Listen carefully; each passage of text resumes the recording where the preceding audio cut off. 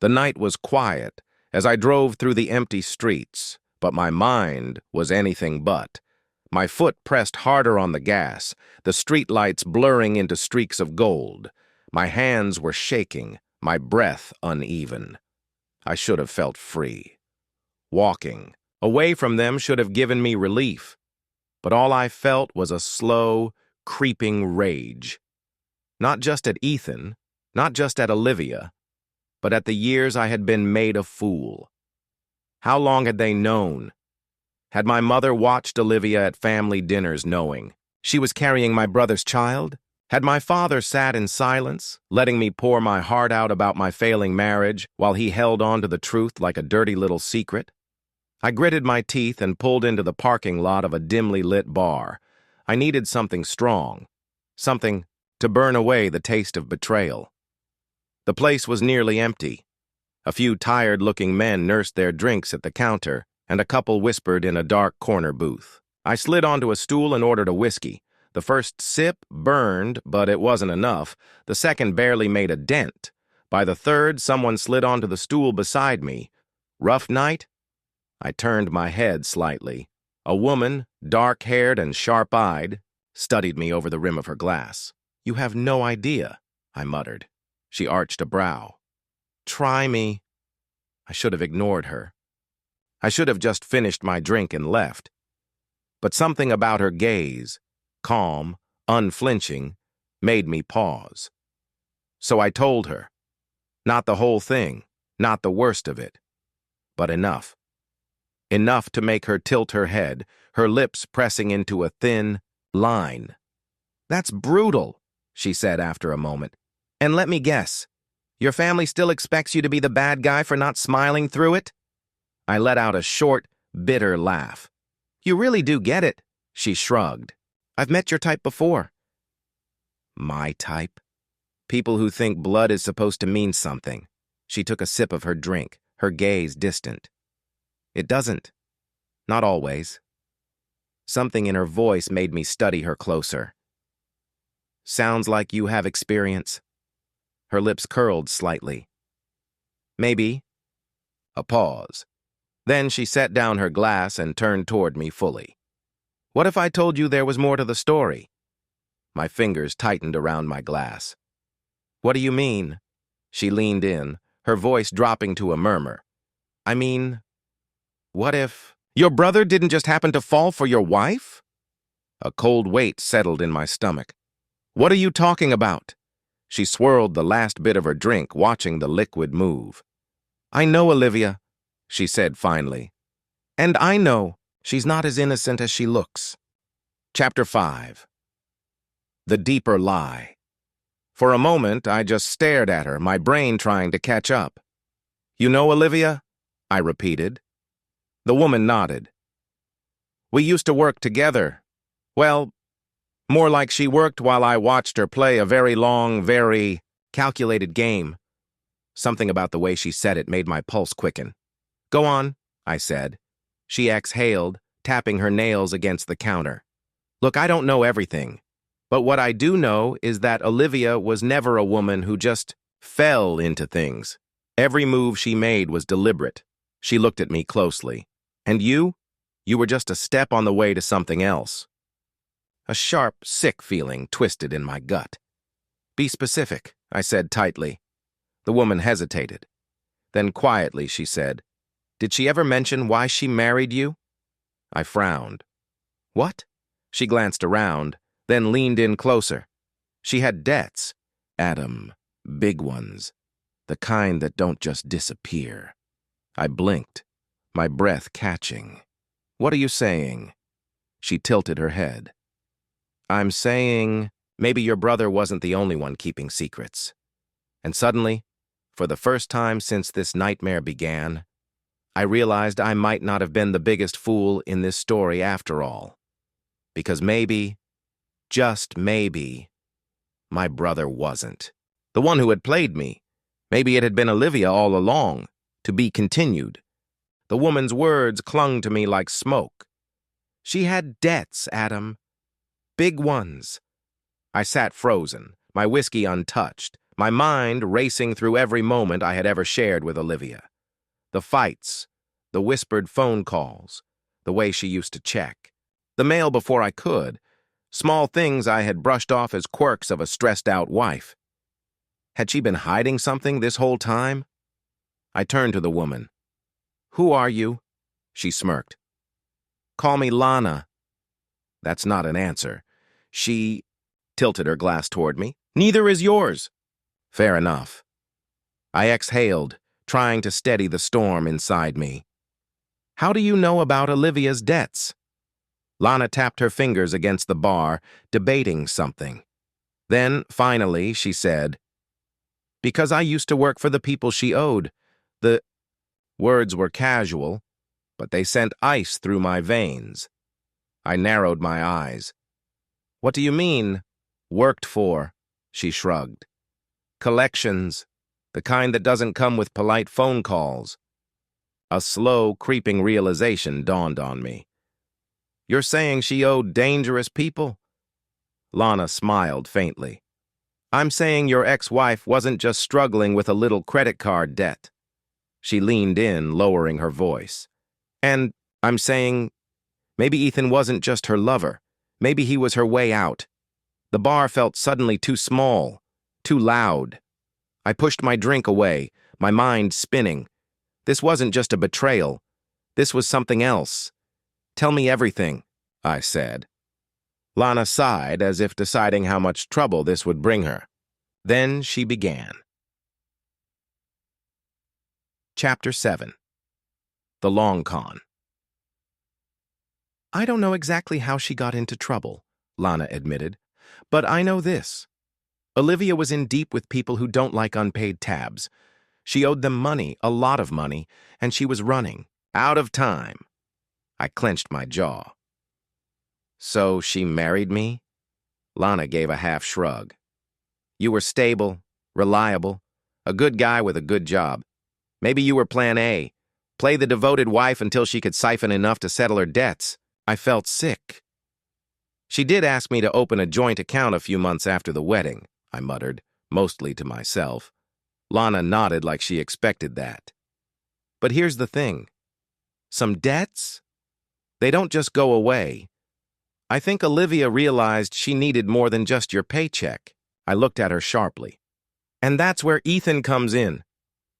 Bingo. I pushed a hand through my hair. My brother had always been reckless, always the kind of guy who made impulsive, emotional decisions. I had been the steady one, the responsible one. Had Olivia seen that from the start? Had she known Ethan would be easier to manipulate? A sick thought hit me. "She's pregnant," I said quietly.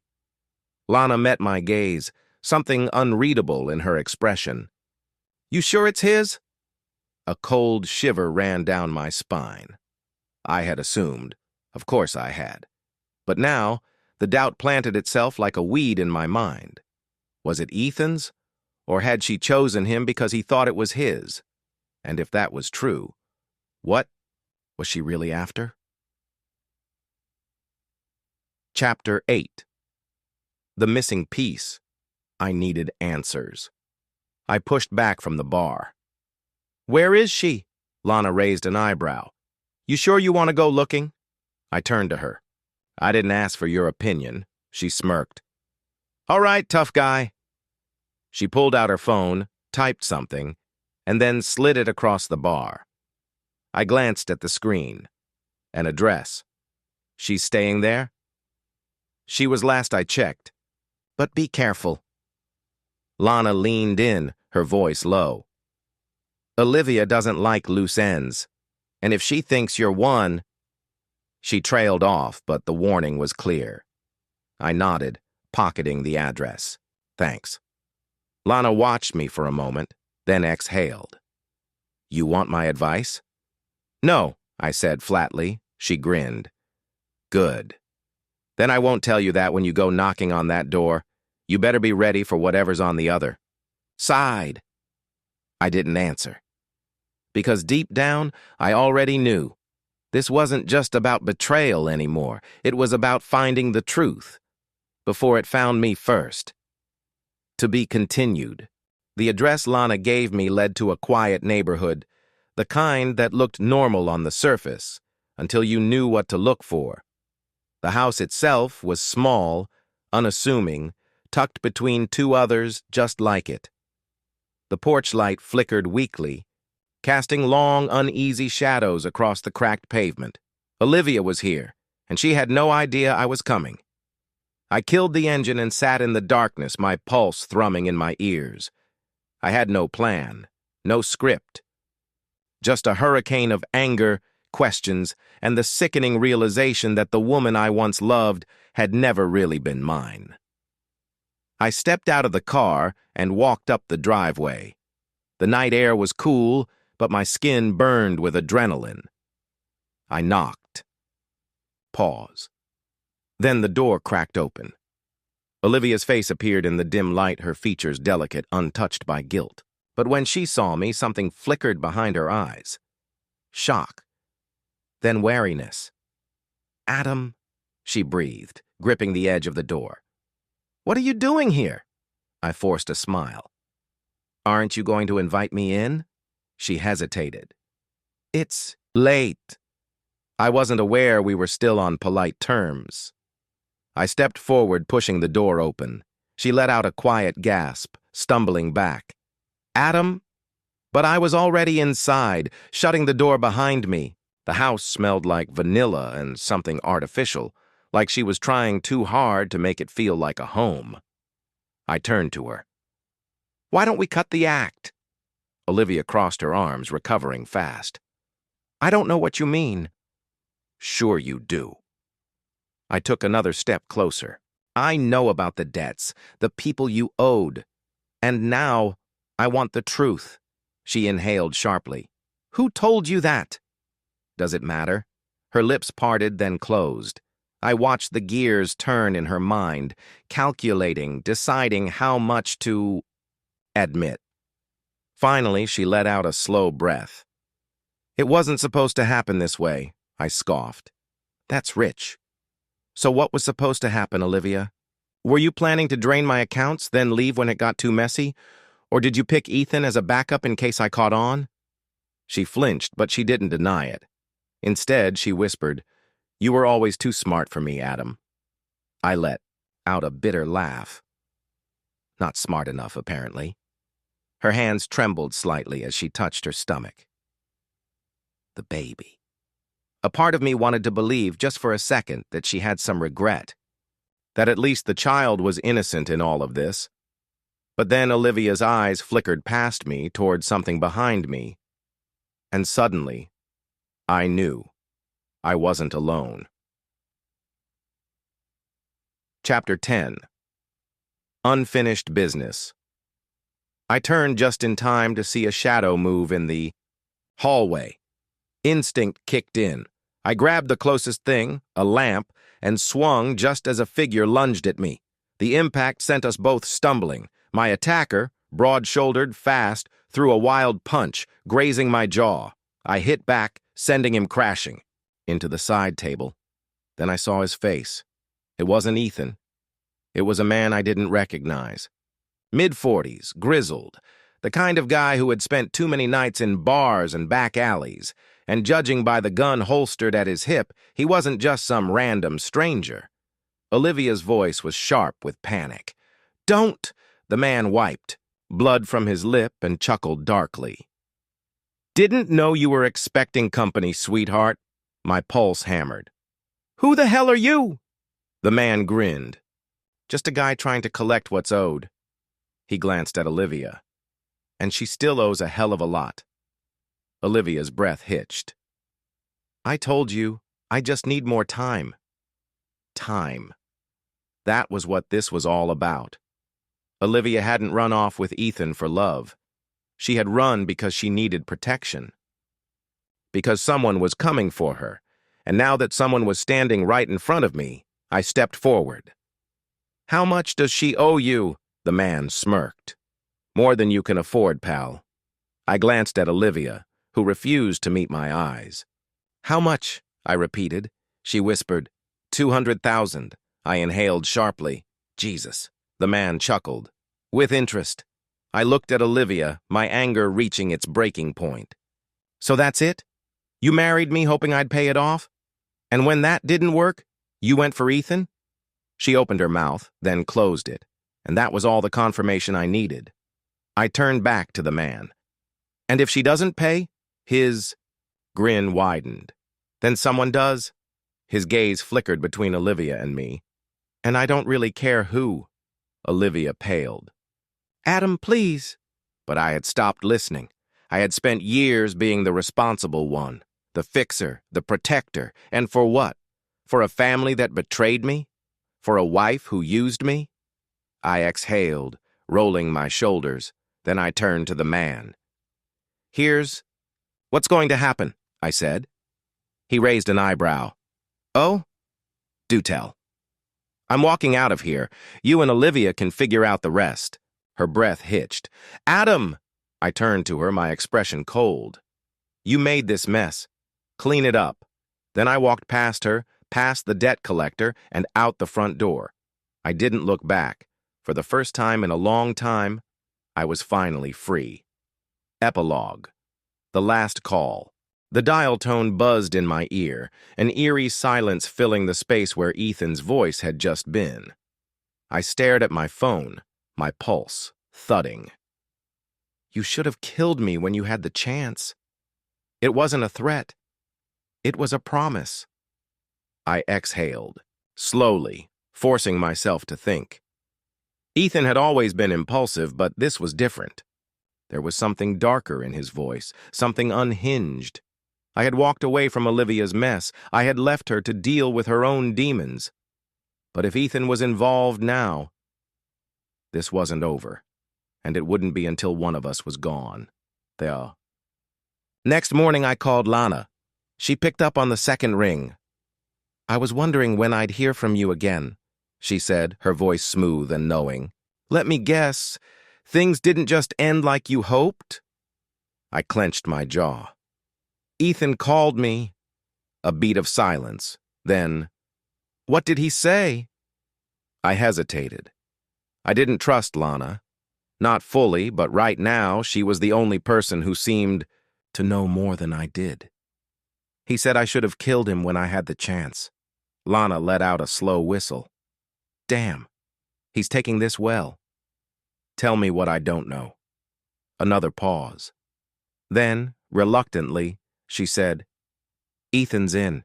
Deep, too. I stilled. What do you mean? Lana sighed. He didn't just fall for Olivia's act. He bought in. Literally. A cold weight settled in my gut.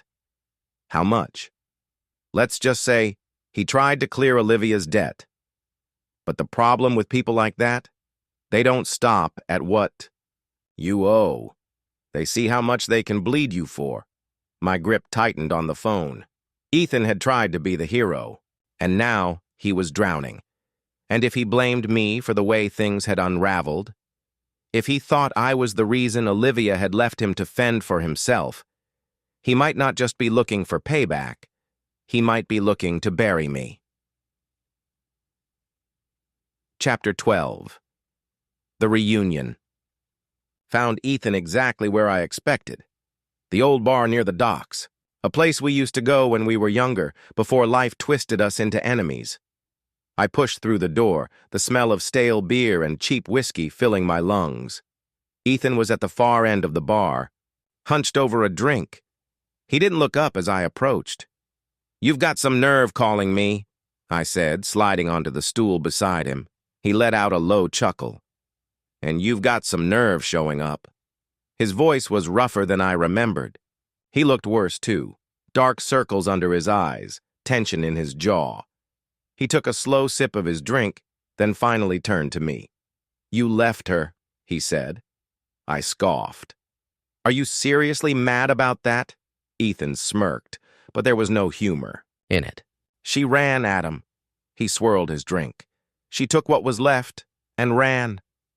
I didn't react, but my stomach twisted. So now what? I asked. You looking to settle the score? Ethan set his glass down and leaned in slightly. His voice was quiet, almost amused. They're coming for me, Adam. I stilled. And guess what? His smirk widened. They think you know where she is. My blood went cold. I don't. Ethan shrugged. Yeah? Well, that's not what they think. I exhaled sharply. So that's what this is about? You want to hand me over as a distraction? He chuckled. It's a thought. I should have been furious.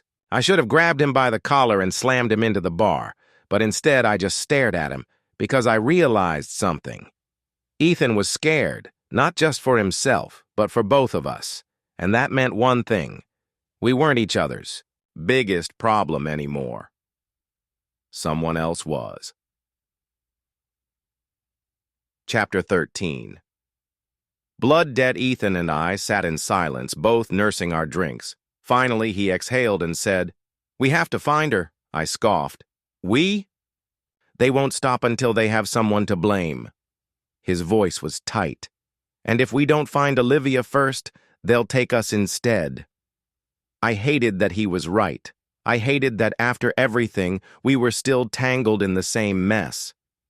Looked at my brother, the man who had betrayed me, the man who had stolen my wife, and now, the man I might have to trust if I wanted to survive. I let out a slow, bitter laugh. Well, Ethan, I muttered, raising my glass. Looks like we're in this together. He smirked, clinking his drink against mine. For now, to be continued. The air outside the bar was thick with the salty tang of the docks, a distant foghorn echoing in the distance. Ethan and I stood by my car, neither of us speaking. This was dangerous. This was stupid. But Olivia was the only loose thread between us and the people who wanted blood. We need a starting point, I said finally. Ethan lit a cigarette, exhaling smoke into the cold night air. I have one. I raised an eyebrow. She called me before she disappeared, he admitted. Didn't say much, just that she needed money and that she was heading somewhere safe. I scoffed. And you didn't think to mention this earlier? He smirked. Didn't think you cared. I clenched my jaw. And where exactly is somewhere safe? Ethan took another drag, then exhaled. There's a guy. Used to do jobs for the people she owed. Goes by Rico. If anyone knows where she is, it's him. I crossed my arms. And where do we find Rico? Ethan flicked his cigarette to the ground and crushed it under his boot.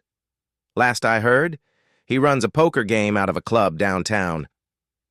Of course he did. Chapter 15. The House Always Wins. The club was called the Red Orchid, a place where the music was too loud, the drinks overpriced, and the people dangerous. Ethan and I walked in like we belonged there. We didn't. The back room was dimly lit, thick with the scent of cigar smoke. A round poker table sat in the center, occupied by men who had seen more violence than peace. And at the head of it all was Rico. He was mid-40s, lean, with slicked-back hair and sharp, knowing eyes. He glanced up as we entered, a slow smile spreading across his face. Well, well, if it isn't the Martinez brothers, Ethan tensed beside me. We're not looking for trouble. Rico chuckled, shuffling a deck of cards. That's funny, 'cause trouble always finds you two. He nodded toward an empty chair. Sit. Play a hand. I wasn't in the mood for games. We just want information, I said. Rico leaned back. Information costs money.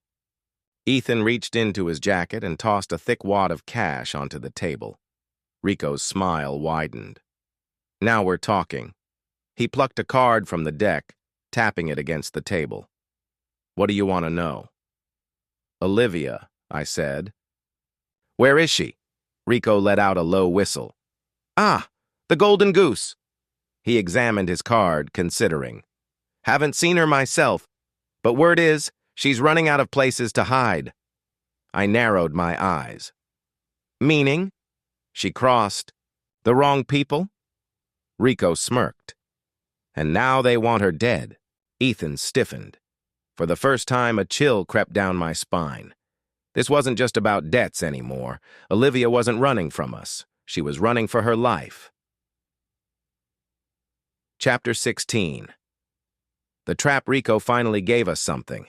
A name, an address, a motel, on the outskirts of town where Olivia had been spotted just days ago. It felt too easy, too convenient. But we had no choice. As Ethan and I drove through the darkened streets, I could feel the weight of everything pressing down on us. "How do we play this?" Ethan asked.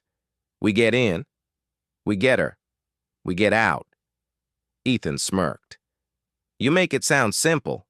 I didn't respond, because something told me this was about to go sideways. And I was right. When we pulled up to the motel, the first thing I noticed was the silence. No cars, no people. Just a dimly flickering vacancy sign buzzing in the night. We stepped out, tension thick in the air. Room 107, Ethan moved first, his hand hovering near the gun tucked at his waist. I followed close behind. He knocked. No answer. He knocked again, louder this time. Still nothing. Ethan shot me a look. Then, without hesitation, he kicked the door open, and what we found inside made my blood run cold. The room was empty, except for the bloodstains on the floor, and scrawled across the mirror in deep red letters were 4 chilling words. "Too late, boys. She's gone." Chapter 17. "The clock is ticking," Ethan swore under his breath. I moved deeper into the room, scanning for anything, any clue. Then I saw it, a single cigarette still smoldering in the ashtray. Whoever had been here had just left. "She's not dead," I said. "Not yet." Ethan clenched his fists. Then, "Where the hell is she?" I didn't know, but one thing was clear. We weren't the only ones hunting Olivia, and if we didn't find her first, we might not find her alive. "To be continued." The message on the mirror dripped slowly, the crimson letters mocking us. Too late. But I wasn't buying it. Ethan stood rigid, jaw clenched, eyes darting around the room. "Someone's playing with us," he muttered. I moved toward the nightstand, running a hand across the dusted surface. No bags, no personal items. Whoever had been here had left in a hurry, but not without a trace. Then I spotted it, a torn matchbook. I picked it up, flipping it over. "The Blue Orchid Lounge," Ethan noticed. "That's across town." I nodded, pocketing it. "Then that's where we're going." He hesitated. "Adam, what if this is a setup?" I smirked. "It is a setup, but we don't have a choice." Ethan sighed, running a hand through his hair. "Then let's walk in prepared." Chapter 19. The setup, the Blue Orchid Lounge, wasn't like Rico's poker den. This was a higher-class establishment, slick, velvet-lined booths, dim lighting, and the kind of patrons who paid extra to avoid questions. We stepped inside, immediately drawing attention. 2 men in tailored suits near the bar glanced up, eyes narrowing. Ethan leaned toward me. "We're being watched." "Good," I muttered. We moved toward the bar, but before we could reach it, a voice stopped us. "Gentlemen." A woman. We turned. She was tall, elegant, and entirely too composed. Dark hair, sharp cheekbones, and eyes that held secrets like a steel trap. She was holding a cigarette between manicured fingers, watching us like we were amusing but unimportant. "You're looking for Olivia," she said. Ethan tensed. I kept my expression neutral. "And you are?" I asked. She smiled. "The only person who can get you to her." Ethan scoffed. "Why do I feel like there's a price for that information?" She exhaled smoke, tilting her head. "Because you're not stupid." I studied her. "Why help us?" She took a slow drag of her cigarette before answering. "Because Olivia isn't just running from you," she said. "She's running from something much worse." My stomach tightened. "Who?" The woman crushed her cigarette in the ashtray. "The kind of people who don't leave loose ends." Chapter 20. The truth. we never saw. The woman's name was Isabella Moreau, and she wasn't just some bystander. She knew Olivia. Knew her before she met either of you, Isabella explained, swirling a drink in her glass. She was always ambitious, but ambition without caution? She sighed. It leads to unfortunate circumstances. Ethan frowned.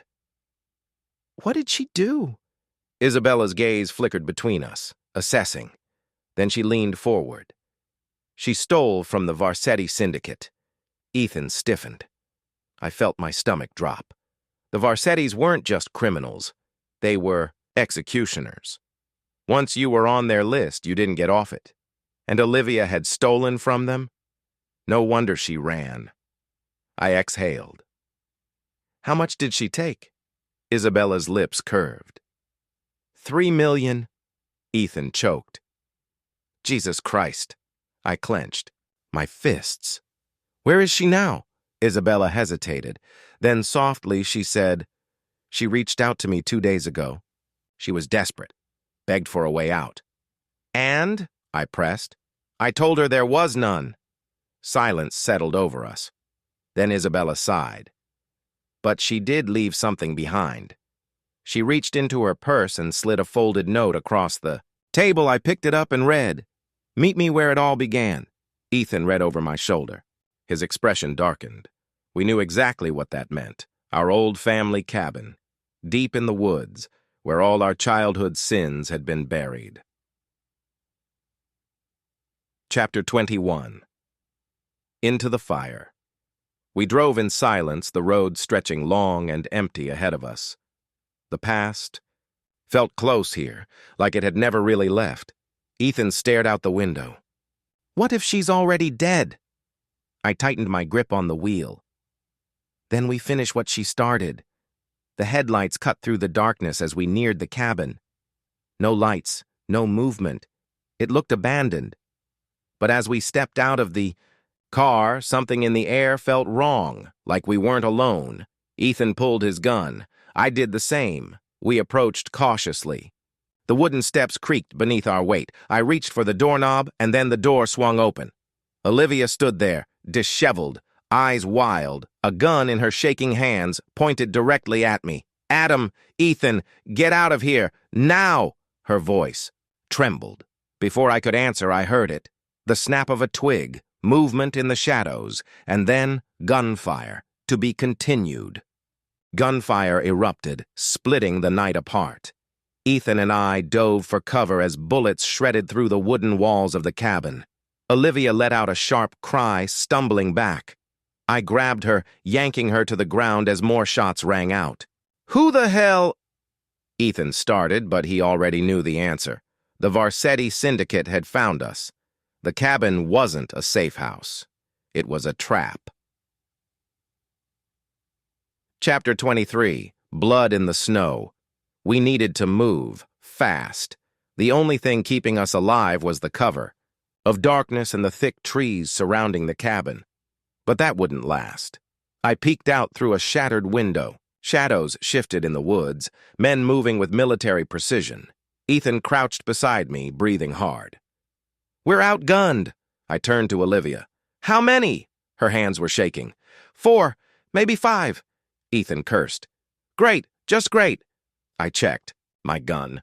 1 full magazine. Not enough. We needed an escape. Fast. I grabbed Olivia's wrist. There's a back entrance. Can we get to the car?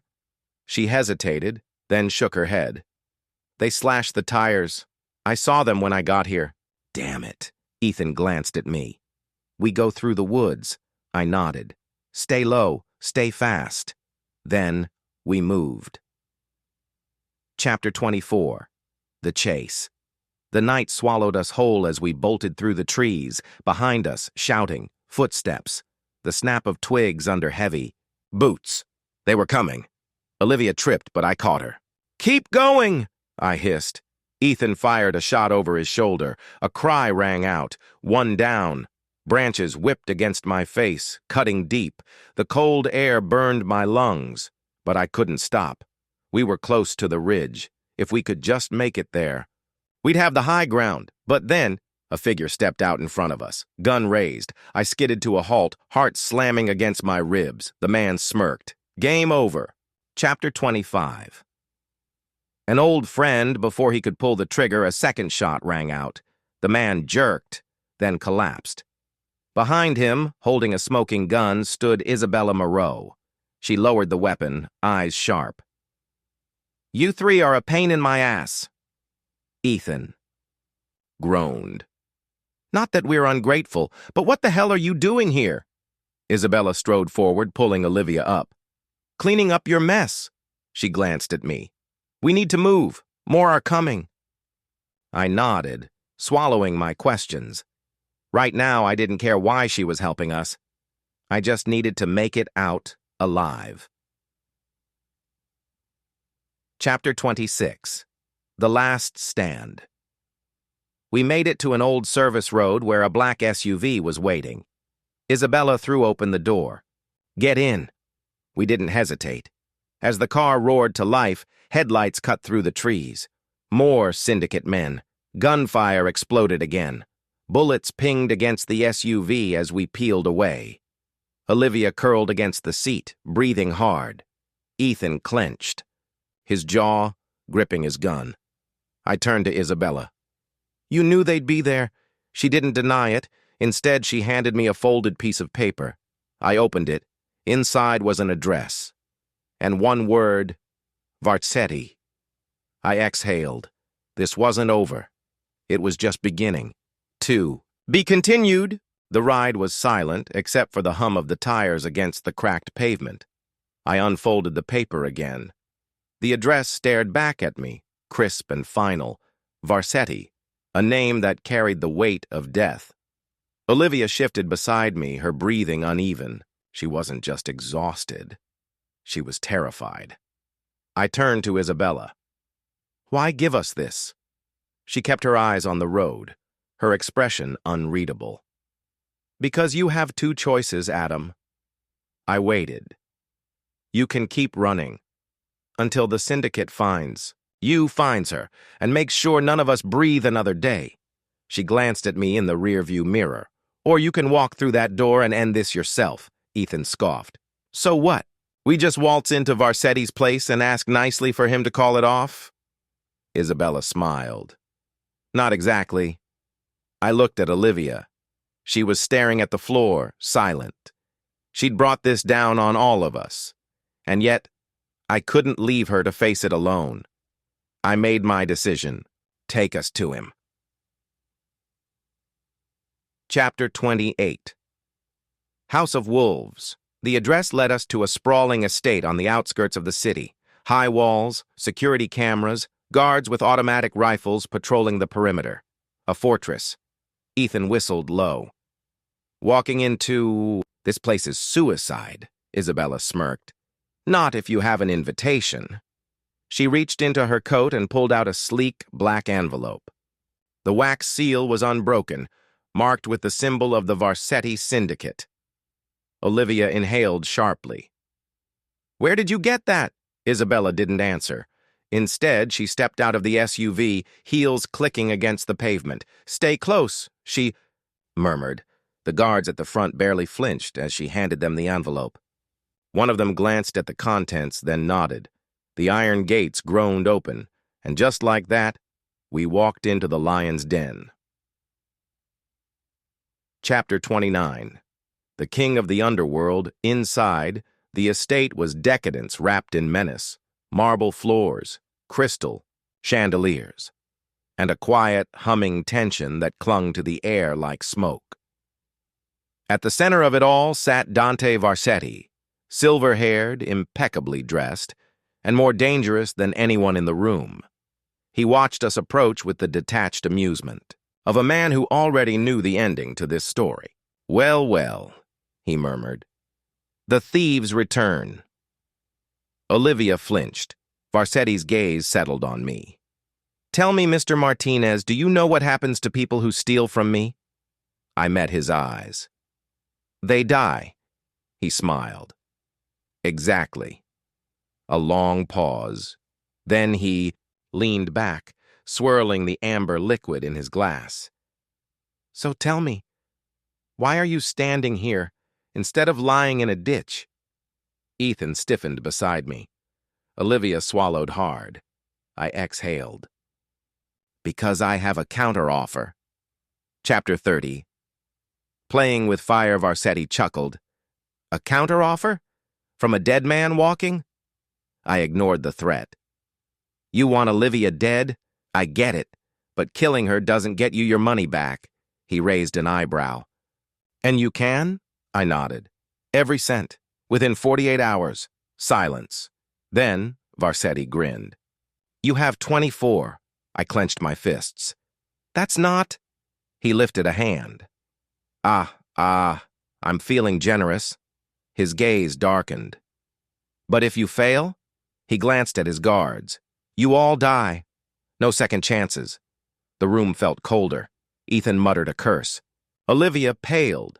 Varsetti stood, straightening his cuffs. Tick-tock, Mr. Martinez. And just like that, the game had changed. We had 24 hours to come up with $3 million, or we wouldn't live to see the sunrise. To be continued. The second we stepped out of Varsetti's estate, Olivia turned to me, eyes wild. $3 million in 24 hours? Her voice was sharp with panic. Are you insane? Ethan exhaled, rubbing his temples. We're dead. We're actually dead. I ignored both of them and turned to Isabella. You wouldn't have brought us here if you didn't have a plan. She studied me for a moment, then smiled. Smart man. I crossed my arms. Start talking. She lit a cigarette, took a slow drag, and then spoke. There's a shipment, diamonds, worth at least $5 million. She exhaled smoke. It moves tonight. Ethan stared at her. You're suggesting we rob another crime syndicate? While we already have Varsetti wanting us dead? She smirked. I'm suggesting we rob Varsetti's rivals. Silence. Olivia shook her head. This is suicide. I clenched my jaw. It's our only chance.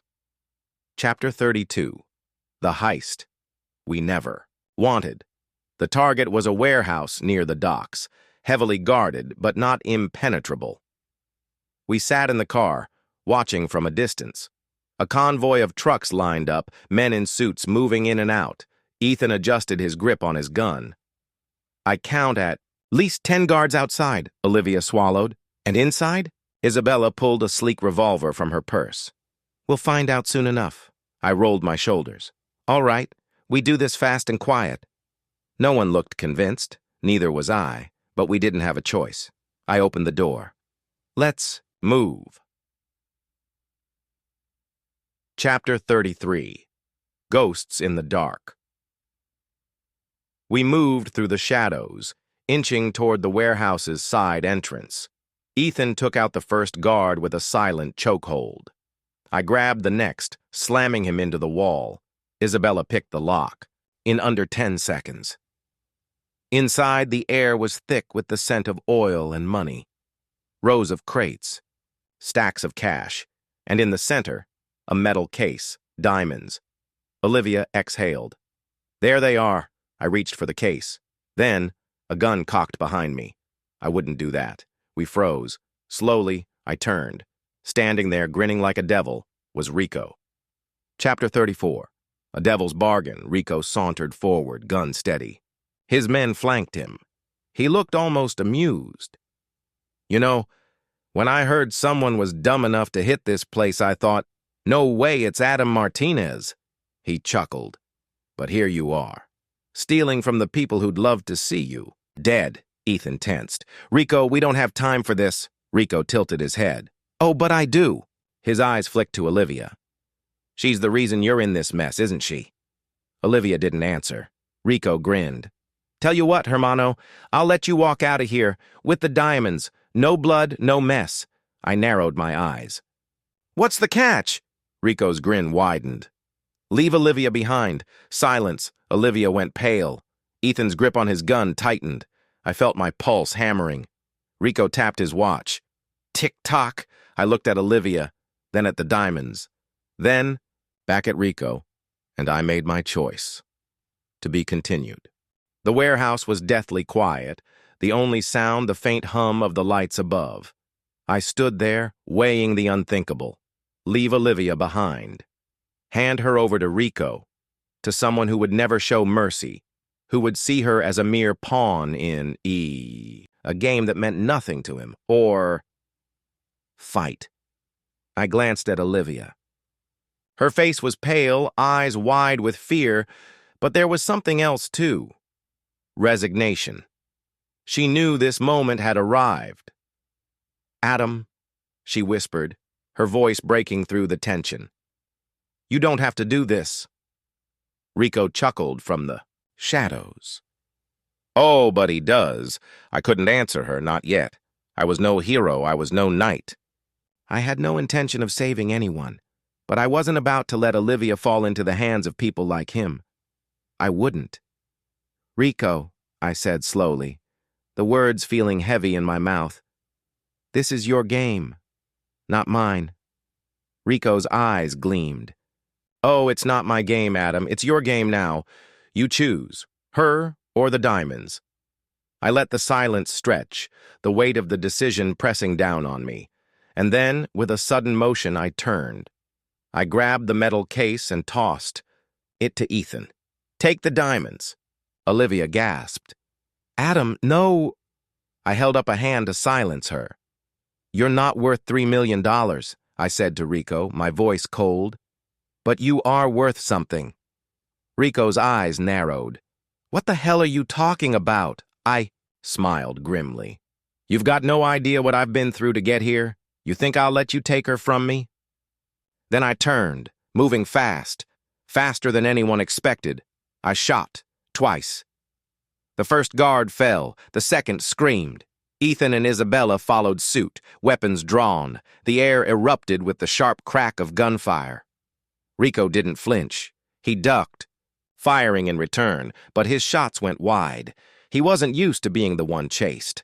I grabbed Olivia by the arm, dragging her toward the back exit. "Go, go, go!" I shouted.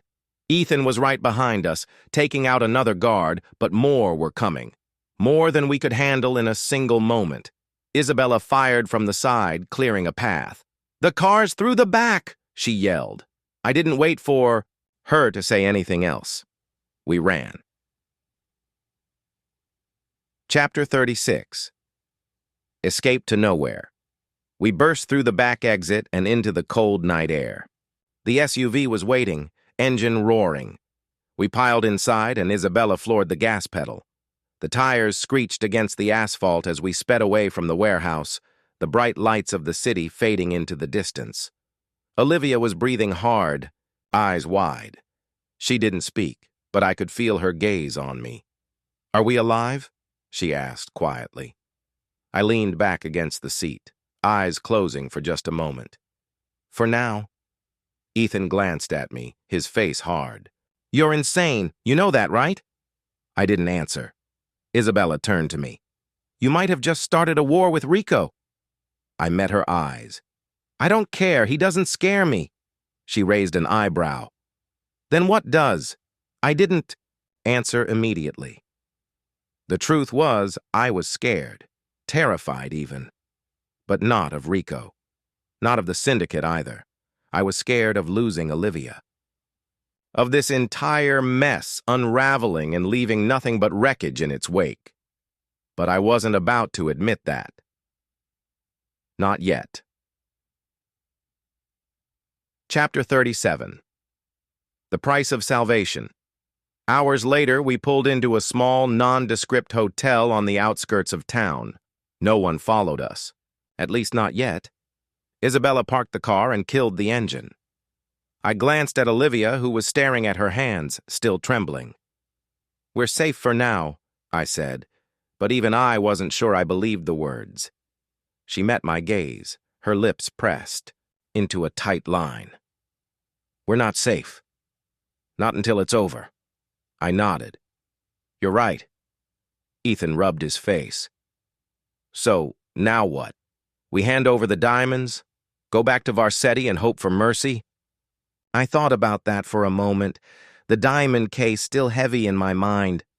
"No," I said. "We take the diamonds to Varsetti, but not for his mercy. Olivia looked up. What do you mean? I glanced at Isabella, who seemed to know exactly what I was thinking.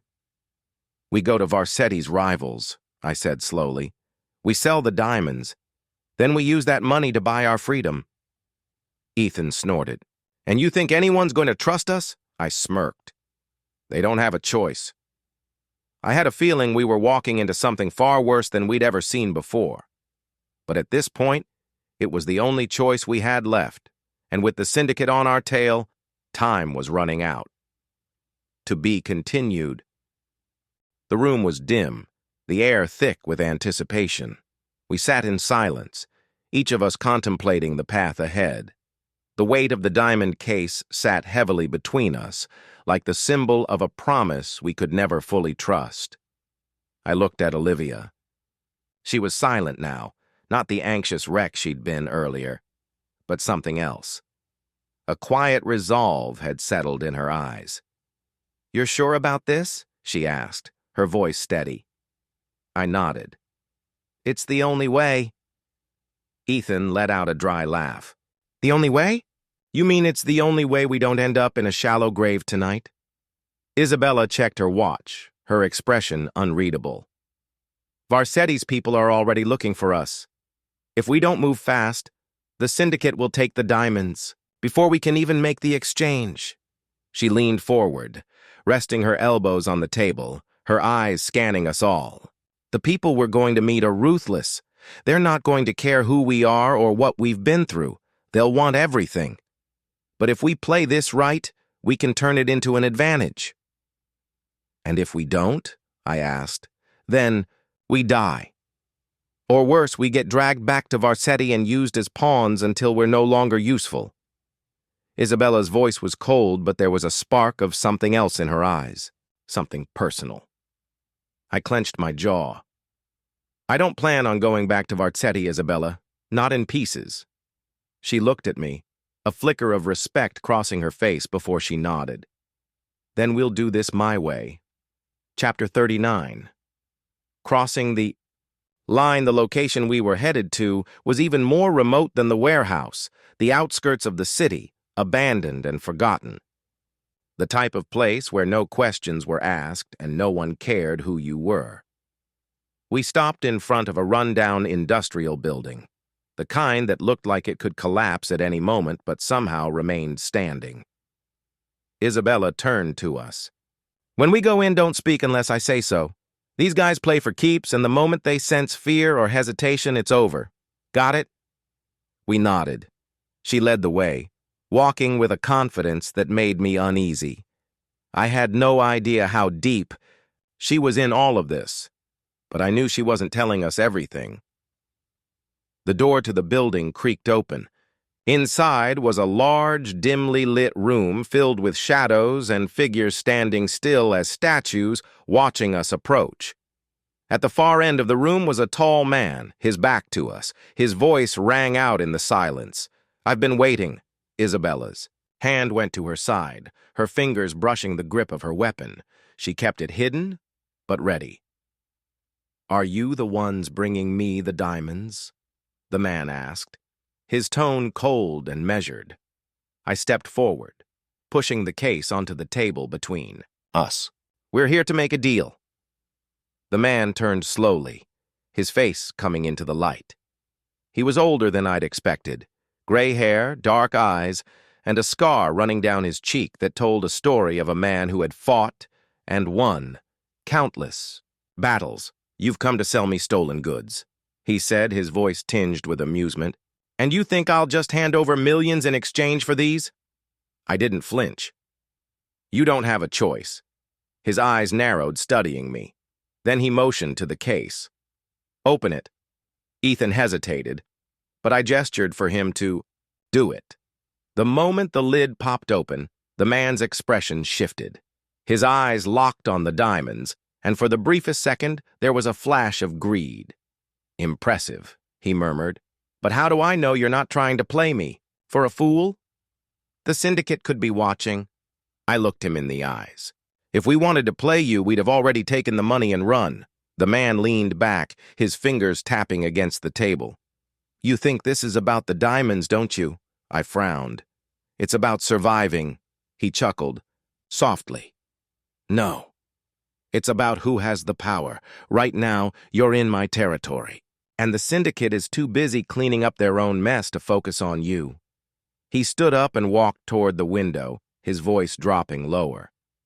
But the thing about diamonds, Adam, is that they're like fire. Beautiful, but dangerous.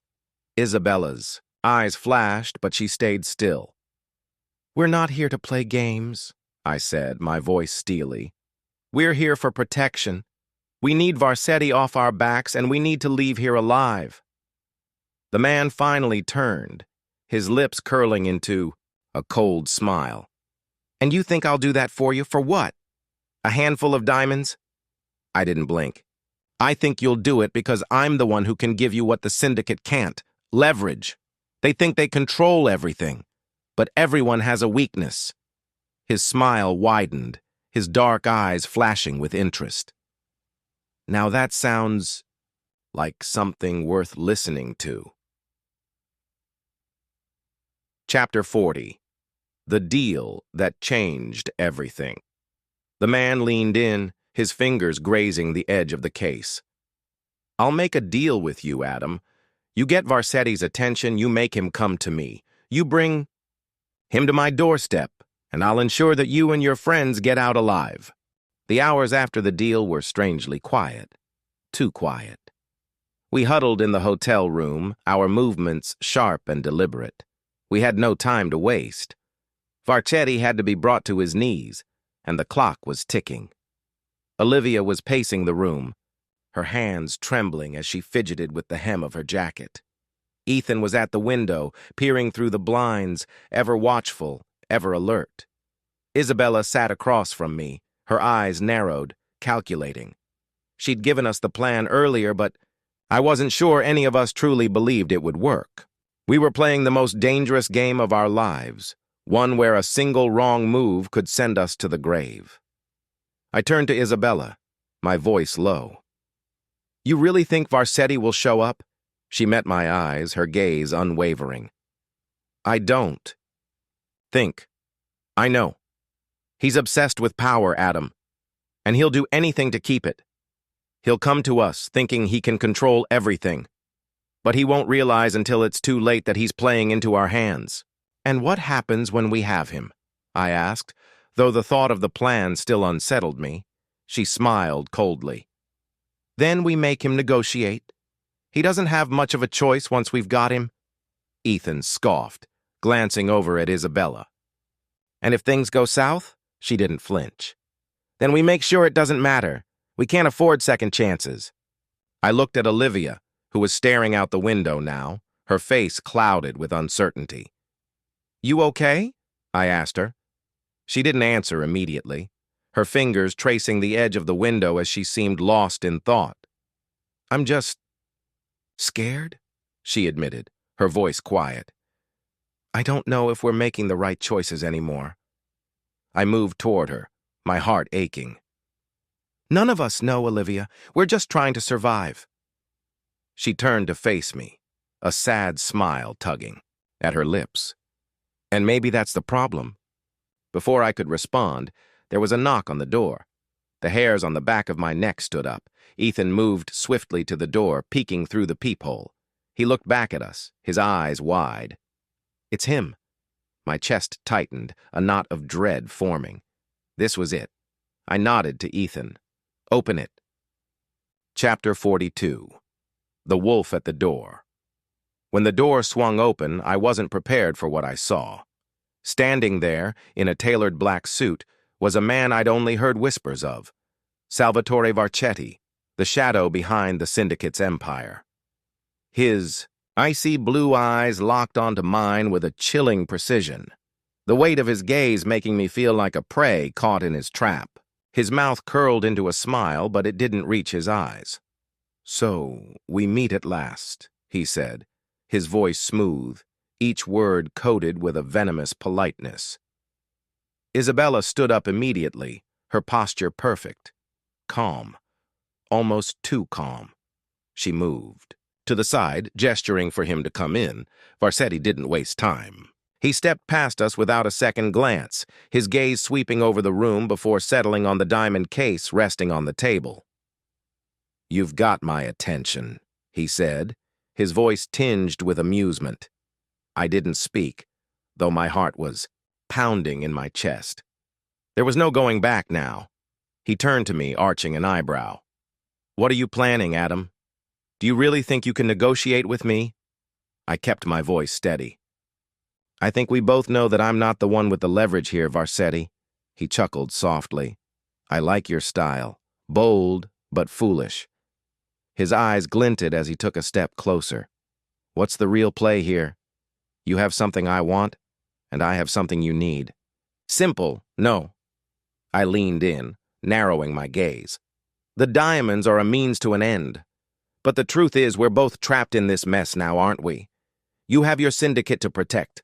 I have my life." His smile widened, though it was anything but friendly. "And what makes you think you can walk out of here with either, Adam?" Isabella interjected before I could respond. "We've arranged a trade. We give you the diamonds, you give us your word, and protection. We want the syndicate off our backs, and we want out of this life. No more games." Varsetti's expression faltered for a split second, only a fraction of a second, but I saw it. He wasn't as sure of his position as he wanted to appear. He stepped closer, his voice lowering to a dangerous whisper. "You think you can just walk away? What if I tell you that you're not in control here, that you don't get to make the rules?" My pulse quickened. "Then you'll have a war on your hands." Varsetti studied me for a long moment, his eyes scanning me like I was a puzzle to be solved. Finally, he leaned back and smiled. "You're a bold man, Adam. I'll give you that." He gestured to the diamond case again, his fingers trailing over the glass. "Tell me something, though. Do you know why the syndicate is so powerful?" I didn't answer. "It's not because of wealth," Varsetti continued, his voice darkening. "It's because power, true power, comes from holding the right people by the throat. You, your friends, Olivia, none of you matter unless you're useful to me." The silence stretched between us like a taut wire, the tension so thick you could cut it with a knife. I felt every heartbeat, every breath, every ounce of pressure building in the room. Varsetti's offer hung in the air, tempting and terrifying, in equal measure. I stared at him, not sure whether I wanted to break his smile or the silence between us. Every instinct told me that this was a trap, but I couldn't ignore the possibility. This was our only shot at survival. I glanced at Olivia. She stood against the wall, arms crossed, her eyes watching me like she was trying to figure out which way I would go. Her face was a mask of conflicting emotions, fear, but also something else. Hope.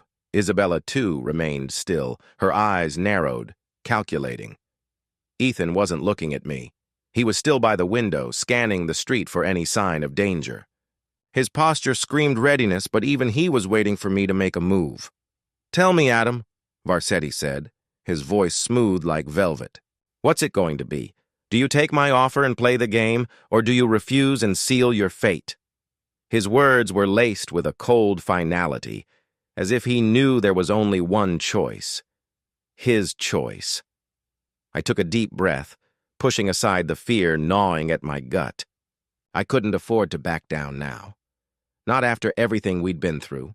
Not after all the sacrifices. "Tell me the truth, Varsetti," I said, my voice steady despite the storm raging inside me. "What happens to us once we've served?" "Your purpose?" Varsetti raised an eyebrow. "Why do you think I'm making the offer in the first place? You'll serve me. You'll be useful, until the time comes when I no longer need you. And then," I pressed, "then you'll be gone, or worse," he said, his smile turning darker. "But you know that already, don't you?" I didn't flinch. I couldn't. I was too deep in this now, too far gone to back out. But I wasn't. Ready to accept his terms without one last condition of my own. "Then we make a deal," I said. "We work for you, but in exchange we get a way out, when we're done." A way to disappear, to leave this life behind for good. Varsetti's eyes gleamed, amusement flickering in them. You want a way out? You think I'm going to give you a way to escape me? I think you're underestimating me, I replied. You can control me, you can control all of us, but there's one thing you can't control. The end. I'll be the one to decide when this game ends, not you.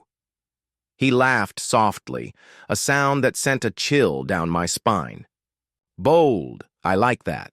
But let's be clear, Adam, this is my game. You play by my rules or you don't play at all.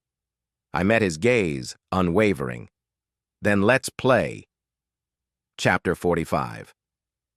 The devil's strings, Varsetti's laugh faded, and his expression turned serious. He gestured for the diamond case, and Ethan stepped forward to open it, placing it on the table. The diamonds gleamed under the harsh lights, beautiful and dangerous. This is the first step, Varsetti said, his voice low. But there will be more. Much more. I didn't blink. We're not your puppets, Varsetti. You want to control us, but I'm warning you, you don't get to own us. Not like you own the others. His lips curled into a smile. We'll see about that. For now, this is the deal. He slid the case toward me, his eyes locked onto mine. You take the diamonds, and you start working for me. You do the jobs I assign. When the time comes, I'll let you go. But until then, you're mine. I glanced at Olivia again. She was still silent, but I could see the hesitation in her eyes. She knew, just as I did, that the moment I took that case, there would be no going back. I reached for it slowly, deliberately, feeling the weight of it in my hands. It was a symbol now, a symbol of everything we'd lost and everything we still had to fight for. But in the back of my mind, I couldn't shake the feeling that taking this deal would only make us more trapped, more bound to this dangerous world. We weren't free, not yet. Varsetti studied me for a moment before speaking again. You're a smart man, Adam. You know how this works. I'll give you a taste of power. I'll let you play the game for a while, but I'm the one who decides when the game ends. I clenched my jaw, pushing the doubts aside. I had no choice. We take the deal, I said, sealing our fate. Varsetti smiled, satisfaction in his eyes. Good. Very good. He turned on his heel and motioned for his men to follow him out. You've made the right choice, Adam. But don't think for a second that this is the end. It's only the beginning. As he walked out of the room, I turned to Olivia, who was watching me closely. I hate this, she whispered, her voice shaking. I know, I replied, my heart heavy. But we don't have a choice. I walked toward her and took her hand, squeezing it gently. I'll get us out of this, Olivia. I swear I will. I just need you to trust me. She didn't say anything for a moment, but then her fingers tightened around mine. I trust you, Adam. I always have. The days blurred together like dark clouds in a storm, and it seemed like the more I tried to gain control, the more I lost it. Varsetti's grip on us was suffocating, and every decision we made seemed to send us deeper into the maze of lies and danger we were trapped in. We did as we were told. We carried out the jobs Varsetti handed us, small, almost meaningless at first. A shipment here, a discreet transaction there. But I knew the endgame was coming. His patience was wearing thin, and I was certain the time would come when the true test of our loyalty would be demanded. But then, one night, something happened that I never expected. Something that made me question whether we were in control. After all, I was standing on the balcony of our hotel room, staring into the endless city lights below. The night was unusually quiet, the kind of silence that precedes something catastrophic. I heard the door open behind me, and I didn't need to turn around to know who it was. Olivia stepped up beside me, her eyes distant, as if she was searching for something in the vast darkness. Do you think this will ever end? She asked quietly, her voice barely above a whisper. I turned to face her, my heart heavy. I don't know. There was a long pause before she spoke again, her voice filled with uncertainty. Do you think Varsetti will ever let us go? Or is this it? Are we just pawns in his game until he's finished with us? I didn't have an answer for her. Not a truthful one, anyway. I won't let that happen, I said, though I wasn't sure if I believed it myself. Her gaze softened, and she reached out, touching my arm. Adam. I'm scared. Her words hit me like a punch to the gut. I wanted to promise her that everything would be okay, that we'd make it out alive. But deep down, I knew the truth. We were in too deep. We were tangled in Varsetti's web, and the longer we stayed, the harder it would be to escape. I won't let anything happen to you, Olivia, I swear. She gave a small, unsure smile. I know you'll try, but there's something about him. He's always watching us. I don't think he'll ever let us go, not unless it benefits him. I felt the weight of her words. Varsetti wasn't the kind of man who allowed loose ends.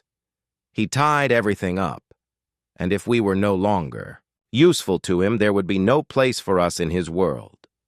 The door clicked open again, and this time Ethan stepped in, his face drawn with tension. We've got a problem, he said, his voice urgent. I didn't wait for him to explain. What is it? We've been made, he said simply. I froze. What do you mean, made? Varsetti's people. They've been watching us. They know we've been talking behind his back. Ethan's eyes flickered to Olivia. They know about the deal we've been negotiating, about the escape we've been planning. My blood ran cold. How much do they know? Not everything, he said, but enough. They're already making moves to keep us in check. We need to act fast. I turned to Olivia, her face pale as she realized the gravity of what Ethan was saying. What are we going to do? She whispered. I didn't have an answer for her at that moment. But one thing was clear. We couldn't wait any longer. We had to act before it was too late. I took a deep breath and turned to Ethan. What's the next move? We make contact with someone on the inside, he said. A former ally of Varsetti's. He's been off the grid for months, but we might be able to use him to turn the tide. If we can get to him before Varsetti does, we might stand a chance. I nodded, feeling a surge of hope in my chest. It was a long shot, but it was the only shot we had left. Let's do it, I said, my voice hardening with resolve. Chapter 48. The ties that bind. We left the hotel the next night, under the cover of darkness. Ethan had arranged everything. An old contact who owed him a favor, a man named Marco Giordano, a former syndicate member who had gone into hiding after falling out with Varsetti. He had valuable information, and if we could convince him to help us, he could be our ticket to freedom. The drive was tense. Olivia was quiet beside me. Her fingers curled into her palms, as if trying to steady herself. Ethan was driving, his hands gripping the wheel tightly, as he navigated the winding roads that led us to a small, run-down warehouse on the outskirts of town. We arrived just as the first light of dawn started to creep into the sky, the warehouse looming ahead of us like a forgotten ghost. Marco's hideout was nothing glamorous. It was cold, dark, and smelled of rust and decay, but it was the perfect place to stay off Varsetti's radar. Ethan knocked on the door, and after a few moments, a gruff voice called out from the other side. Who is it? It's Ethan, he said, his tone firm. We need to talk. The door creaked open, revealing Marco, a rough-looking man in his late 40s, with a scruffy beard and tired eyes. He studied us carefully before stepping aside to let us in. Chapter 50. The Final Gambit. The days that followed were a blur of shadowy meetings, tense exchanges, and narrow escapes. Every moment felt like a countdown, as if we were all holding our breath, waiting for the inevitable explosion. We were moving fast now, and there was no turning back. Marco had connected us with a small network of allies, people who had once worked for Varsetti or against him, or simply knew enough to keep their heads down. Some were former syndicate members, some were just survivors of the chaos Varsetti had left in his wake. We were playing a dangerous game, and Marco had made it clear that there was no safety net. The moment we launched our counterattack, we were all exposed. But for the first time in months, I felt the stirrings of hope again. It wasn't a lot, but it was something. It was the thought that maybe, just maybe, we could take him down. Maybe we could rewrite the rules, take control of the game instead of playing by Varsetti's. I glanced at Olivia, who was sitting across from me in a safe house, an old abandoned building on the outskirts of the city. Her face was etched with concern, but there was a quiet resolve in her eyes. She was in this with me every step of the way. "We're ready, aren't we?" she asked, her voice barely above a whisper. I nodded. "We're as ready as we'll ever be." Ethan walked in then, his face grim. "The time has come. We've got one shot at this. If we fail, we don't get a second chance."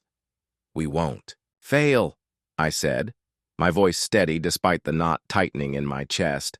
"We've done everything we can to keep Varsetti distracted, to keep him from realizing what's coming," Ethan continued. "But we've got to hit hard and hit fast. Marco's connected us with the people who know Varsetti's next move, and they've got the intel we need. And once we have that intel, we move in," I said, already running the plan through my head. "We expose him. We use everything we've got, every lie, every weakness. And we make sure everyone knows who he really is." Olivia met my gaze. "And what happens to us, Adam, after all this is over?" I didn't know how to answer that. There was no guarantee. We were risking everything, and in this world there was no such thing as a clean break. "We'll survive," I said, though I wasn't sure if I believed it. "We'll make sure of it." Chapter 51. The break. The night of the operation, everything fell into place with unnerving precision. We had gathered all the intel we could, piecing together Varsetti's movements, his alliances, his weaknesses. Every connection, every file, every conversation had been scrutinized. We knew how he operated, how he thought. And now, it was time to use that against him. The team was split into two groups. One to infiltrate the high-rise building where Varsetti kept his most sensitive documents, the other to leak the information we had gathered to the media. If we could get the truth out to the public, it would undermine Varsetti's authority. He thrived in the shadows. But if we could shine a light on him, his empire would crumble. The infiltration group was led by Ethan and Marco. I wasn't thrilled about it.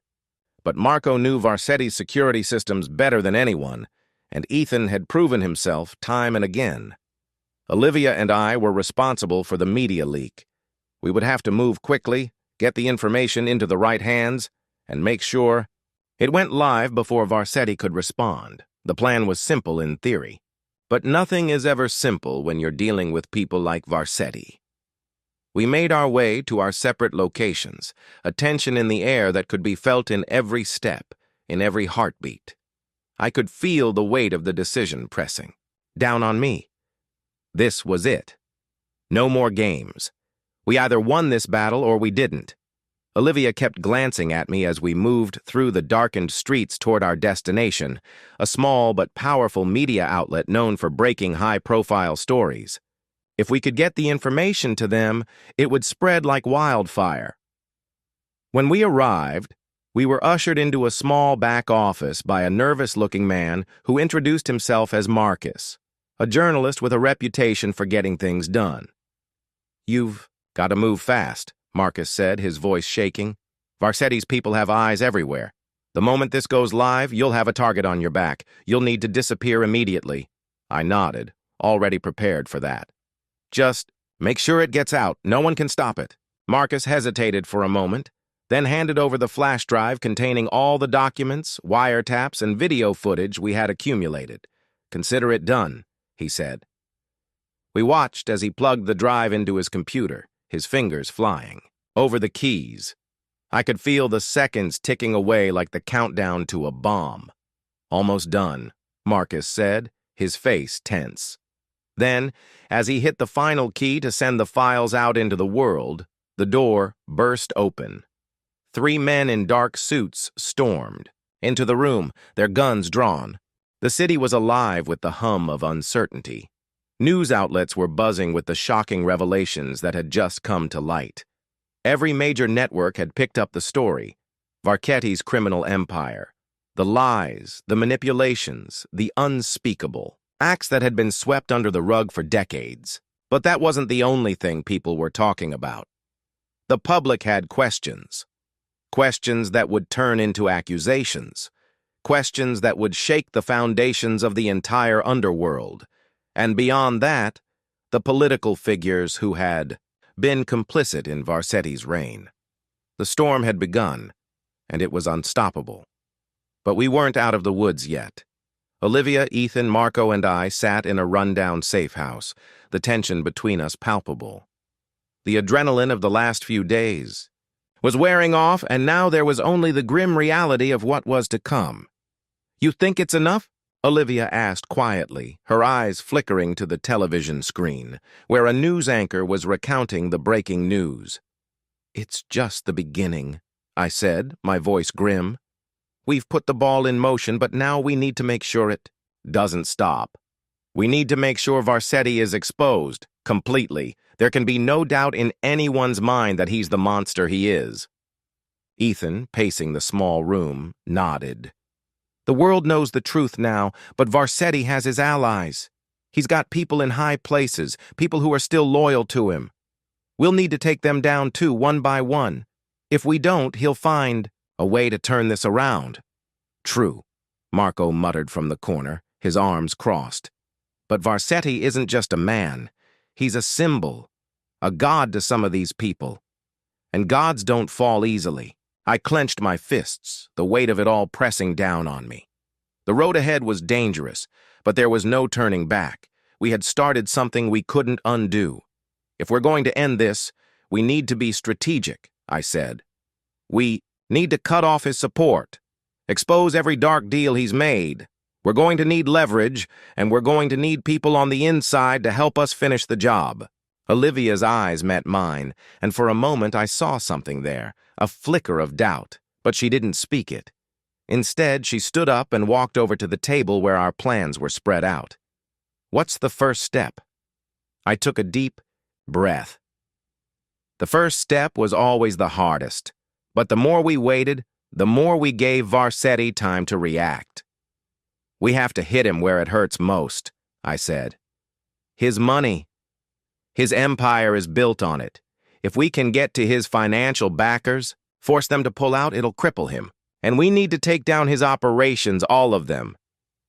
Ethan paused in his pacing and turned to look at me. "You want to go after the people who are still in the shadows, the ones funding him. That's a good plan. But it's going to be hard to get to them. Which is why we need leverage," I said. "We've got to find the pieces that connect him to the outside world, and we need to make sure we have something to bargain with, something no one can ignore." It was clear now. We weren't just fighting for survival. We were fighting to take down an empire. And the only way to do that was to hit it at its core, the place where its power originated. Chapter 54. The Inside Man. The following days were filled with careful planning and even more careful moves. Every contact we had, every ally was tested for trustworthiness. We couldn't afford to let anyone slip through our fingers. Then came the breakthrough. Marco had managed to track down one of Varsetti's most trusted lieutenants, an insider, who had once been untouchable but had recently fallen out of favor with the boss. His name was Leo Ricci, and he had access to every piece of information we needed. He knew Varsetti's finances. He knew the hidden accounts, the secret dealings, and the people who were backing him. But Leo was paranoid. Too paranoid to trust. Anyone, especially after hearing about the exposé, will have to get to him through someone he trusts, Marco said. And I know just the person. I leaned forward, my eyes narrowing. Who? Marco smiled, though it was a grim expression. Me. You? I asked, incredulous. Yeah, Marco said, his voice flat. I used to run with Leo. I know how he thinks, but it's going to take some convincing. He won't just hand us what we need. He'll make us work for it. Ethan exchanged a glance with me. We can't waste time. Leo's the key, but we need him to come to us, not the other way around? Exactly, Marco said, and I've got a plan to bring him in. I'll make it look like I've got something valuable, something he can't resist. It'll lure him out, and when he's close enough, we can take him. There was no time to hesitate. The plan was risky, but it was the only shot we had. Marco would reach out to Leo, and we'd set the stage. If we could get Leo on our side, everything would fall into place. I didn't trust Easy, but Marco was our best shot. I had to believe that he could pull it off. The weight of our alliance with Leo Ricci pressed heavily on us, but it was the only path left to take. The pieces were finally in motion, but we knew Varsetti wouldn't go down without a fight. His empire had lasted this long because of his ruthlessness, his ability to adapt, and his network of loyal and deadly followers. Leo had given us the blueprint. His knowledge of Varsetti's operations was invaluable. He knew where the skeletons were buried, the offshore accounts, the secret meetings that had shaped the syndicate's operations for years. But the question remained, would it be enough? As we gathered in the safe house to finalize our plans, the mood was somber. Even Marco, usually so unshaken, seemed more contemplative than I'd ever seen him. His eyes were scanning the information Leo had provided, as if searching for something we might have missed. We've got everything, Marco muttered, tapping the table. But that doesn't guarantee success. If Varsetti catches wind of this, we're dead. He'll have every man he can spare coming after us. I nodded grimly. That's why we can't give him a chance. We hit him hard and fast. No room for mistakes. The media's already buzzing about him. The public's ready for the final truth to come out. But we need more than just the truth, Ethan added, leaning forward. We need leverage. We need something he can't deny or spin. Something that'll burn his entire empire to the ground. Leo's voice, cold and flat, cut through the air. Varsetti's biggest weakness is his ego. He believes he's untouchable, that no one can bring him down. But I know his secrets. He's been laundering money for years, hidden in dozens of offshore accounts. If we release the full extent of his financial empire, every shady deal, every corrupt politician, every dirty alliance, the public will turn on him like a pack of wolves. Then it's settled, I said, trying to keep my voice steady. We move forward with the plan. We leak the financials, expose the corruption, and then hit him with the final blow. Olivia, who had been silent until now, stepped up to the table. Her eyes were sharp, her voice low but resolute. And when we expose him, we make sure he's alone. He'll have no allies, no one to protect him. This ends tonight. The finality of her words echoed in the room, and for a brief moment, I thought I could hear the ticking of a clock counting down to the end. Let's do it, I said, standing up, my voice ringing with determination. We go all in. No turning back. Chapter 57. The storm breaks. We had one last move to make. Every detail of the operation was already set in motion. Leo had given us the names of key players within Varsetti's network, people who could help us bring down the empire piece by piece. Ethan was coordinating with our allies to ensure they were in position, ready to strike. It was time. We met in a small, nondescript office building in the heart of the city, a place no one would think to look for us. The air was thick with anticipation. As Olivia, Marco, and I sat in front of the computer, waiting for the go-ahead from Ethan. "I've just got confirmation," Ethan's voice crackled through the phone. "The documents are live. The first wave of media has picked it up. It's everywhere. The public's already reacting. Varsetti's empire is starting to crumble." But even as I felt a fleeting sense of victory, I knew it wasn't over yet. We had one final hurdle to clear. Varsetti still had his people, and he would fight like hell to keep his empire standing. "We've got maybe an hour before he reacts," Marco said, his voice tense. "We need to use that time wisely." Olivia, her eyes flickering with the same intensity I felt, said, "What's the final step? How do we get to him?" "Leo's giving us one last piece of the puzzle," I said. "Varsetti's trying to escape. He's preparing a plane, a private getaway. If we can intercept that, we can cut off his escape route and force him to face the music. He'll have nowhere to run." "We've got the plane's location," Marco said, pulling up a map on his phone. "It's not far from here. If we move quickly, we can catch him before he leaves the city." I looked at each of them. "Let's finish this." Chapter 58. The Chase. The air was thick with tension as we moved quickly, our plan now set in motion. Marco's car roared through the streets, weaving through traffic as we headed toward the private airfield where Varsetti's plane was waiting. Every turn felt like the last breath before a storm, and I could feel the weight of what we were about to do.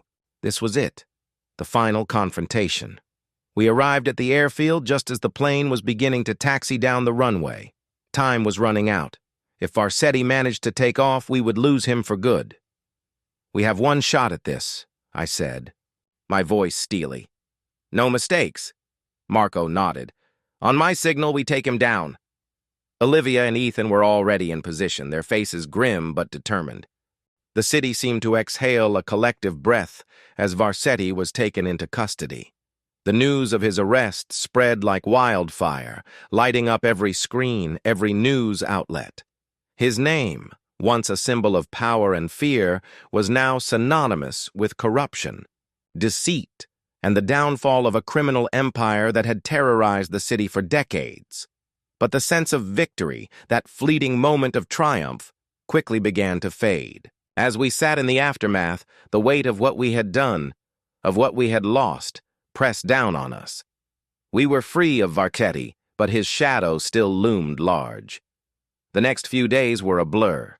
The media covered the unfolding story, and soon, every detail of his criminal empire was exposed. The names of those who had worked for him, the corrupt officials, the businessmen who had fueled his rise, one by one, they all fell. The public wanted justice, and it was delivered in a flood of arrests, court hearings, and shocking revelations. But for us, the fight wasn't over. "Are we sure we can trust Leo?" Ethan asked one evening as we gathered to debrief. His face, usually sharp and decisive, was clouded with doubt. "I don't trust anyone in this world," I said, my voice low. "But Leo did what we asked. The moment he started talking, he knew there was no turning back. If he was playing us, he's done now. He knows what's at stake." Olivia nodded, though her expression was still troubled. "But even if Leo was genuine, what about the others? The ones who are still in the shadows? The ones who were complicit but kept their hands clean?" Marco leaned back in his chair, his face unreadable. "There are always more players in the game. Always more people with power, more people who think they're untouchable. We've taken down one empire, but we haven't finished yet. There's still work to be done." I looked at each of them, knowing Marco was right. The world didn't change overnight, and even though we had dismantled Varsetti's operation, the corrupt system that had allowed him to thrive was still very much in place. We had to finish what we started. "Let's be smart about this," I said, my voice resolute. "We go after the key players next, the ones who are still hiding behind their wealth and power. If we expose them for who they really are, we can create a ripple effect. It's not just about revenge, it's about dismantling everything that—" allowed someone like Varsetti to rise in the first place? Olivia met my gaze. This is bigger than just him, isn't it? It always was, I said. Varsetti was just the tip of the iceberg. We've got to break the entire system, or it'll just start over with someone else. And I don't know about you, but I'm not ready to let that happen. There was silence in the room as we all processed what that meant. The road ahead would be even harder, more dangerous. But there was no turning back. Chapter 60. The final piece. The days turned into weeks as we worked tirelessly to pull the remaining pieces of Varsetti's empire apart. With Leo's help, we gained access to more information than we could have imagined. Hidden accounts, secret meetings, and names of people who were still too powerful to fall yet. We had the means to finish the job, but we needed to move carefully. We focused on the key players, politicians, business tycoons, and former allies of Varsetti who had gone to ground. Each one had their own secrets, their own weaknesses, and with every revelation, the network of corruption grew wider. It was a dangerous game. But the more we exposed, the more people came forward with information. The fear that had once held the city in a vice grip began to loosen. People were speaking out, revealing the truth, unwilling to live in the shadow of what Varsetti had built. And then came the final piece, the one we'd been waiting for. One of Varsetti's closest confidants, a man named Victor Kane, had been pulling strings behind the scenes, running several of the city's underground operations. We had always known about him, but he had remained elusive, never fully exposed. His wealth was immense, and his connections ran deep, but he had always stayed in the shadows. Leo came to us with the breakthrough. "I've got a way to get to him," Leo said, his voice calm but with an edge of urgency.